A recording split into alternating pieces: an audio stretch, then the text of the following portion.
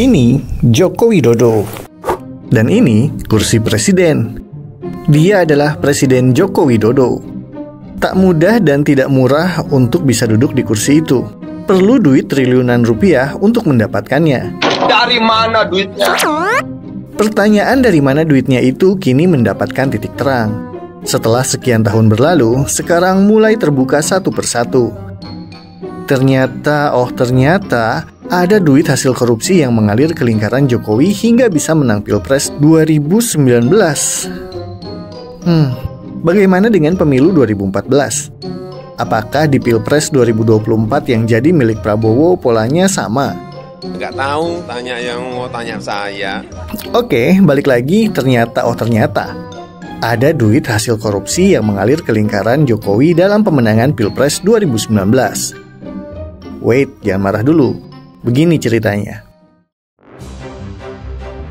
Cerita bermula dari operasi tangkap tangan KPK dalam dugaan tindak pidana korupsi di Direktorat Jenderal Perkeretaapian Kementerian Perhubungan pada April 2023. Itu terkait pembangunan jalur kereta api di wilayah Sulawesi Selatan, Jawa bagian tengah, Jawa bagian barat, dan Jawa Sumatera tahun anggaran 2018-2022. KPK mengamankan 25 orang dalam kasus tersebut. Agar bahasanya tidak terlalu panjang, loncat ke sosok yang satu ini. Dia adalah Danto Resyawan, mantan Direktur Sarana Transportasi Jalan Kementerian Perhubungan. Pada 13 Januari 2025, Danto dihadirkan dalam sidang di Pengadilan Tipikor Semarang.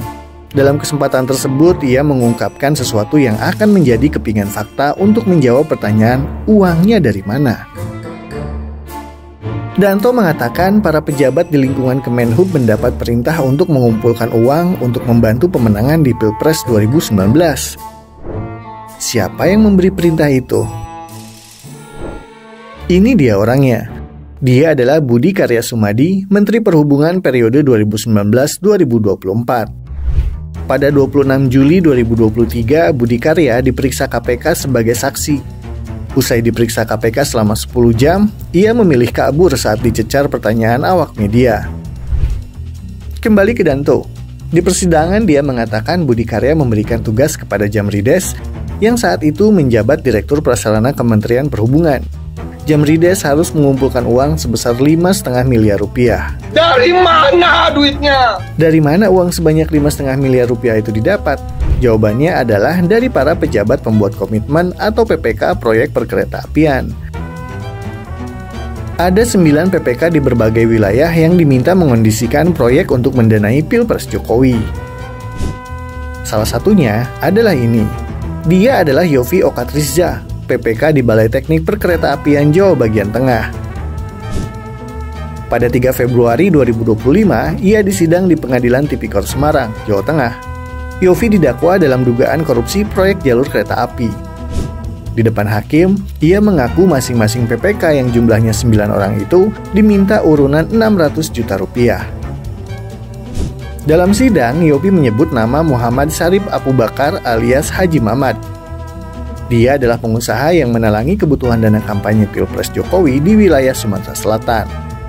Yopi mengaku mendapat perintah mengondisikan pemenang paket pekerjaan untuk Haji Mamat. Saat dihadirkan sebagai saksi, Haji Mamat membantah informasi tersebut.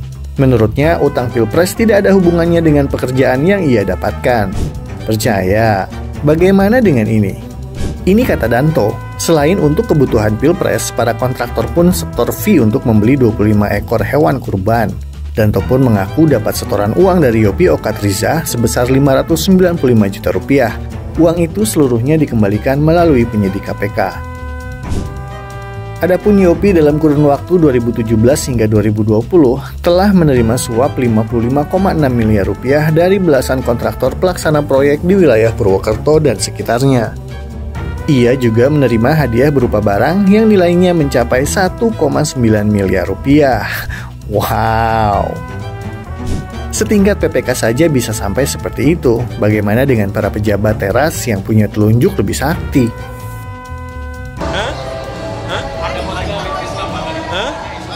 Apa? Merespon soal namanya yang disebut dalam sidang kasus dugaan korupsi Direktorat Jenderal Kereta Api, Jokowi mengatakan ikuti proses hukum saja. Jokowi merespon santai, sama santainya ketika ia dilaporkan ke KPK terkait dugaan korupsi, kolusi, nepotisme, dan pencucian uang. Pada awal Januari 2025, sejumlah aktivis yang tergabung dalam Nurani 98 kembali mendatangi kantor KPK untuk mempertanyakan tindak lanjut laporan tersebut. Sebelumnya, OCCRP memasukkan nama Joko Widodo dalam daftar nomini tokoh dunia paling korup tahun 2024. Teranyar, Jokowi kembali dilaporkan ke KPK dalam dugaan korupsi proyek strategis nasional Pantai Indah Kapuk II. Koalisi masyarakat sipil mendesak KPK memeriksa Jokowi dalam kasus tersebut. Akankah Jokowi masuk bui lantaran terjerat kasus korupsi? Sudah, tapi belum.